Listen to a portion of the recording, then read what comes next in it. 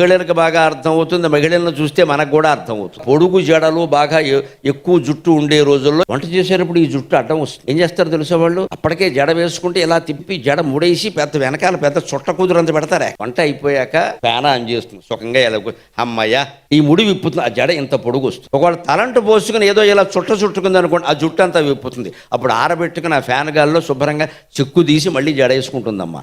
సరిగ్గా ఇది అర్థమైతే సృష్టి అర్థమవుతుంది. ఆ ఆకాశం నుంచి ఈ ఔషధుల వరకు ఆ ముడివిప్పిన జుట్టులా ఉంది. మళ్ళీ శివుడు ఏం చేస్తారంటే మొత్తం ముడేసేసి కొప్పు పెట్టిన జుట్టులా చేస్తారు. ఒకప్పుడు విరబోసుకున్నట్టుంది, ఒకప్పుడు జడలా ఉంది, ఒకప్పుడు కొప్పులా ఉంది. జుట్టు ఏమైనా తేడా వచ్చిందా? ఏమీ తేడా రాల. అంటే సృష్టిలో కూడా ఏమీ తేడా రాదు. ఆయన కలపడం, విడదీయడం, విస్తృతి చేయడం, సంక్షిప్తం చేయడం తేడా. ఇది శివుడు చేసే పని. ఆయన లయకారుడు అనండి, నాశనకర్త అంటే కుదరదండి. మన జీవితాలు కూడా శివుడు చేతిలో పెడితే భద్రంగా ఉంటాయి. అంచేతను జుట్టు జడ అర్థమైతే ప్రపంచం అంతా అర్థమైంది.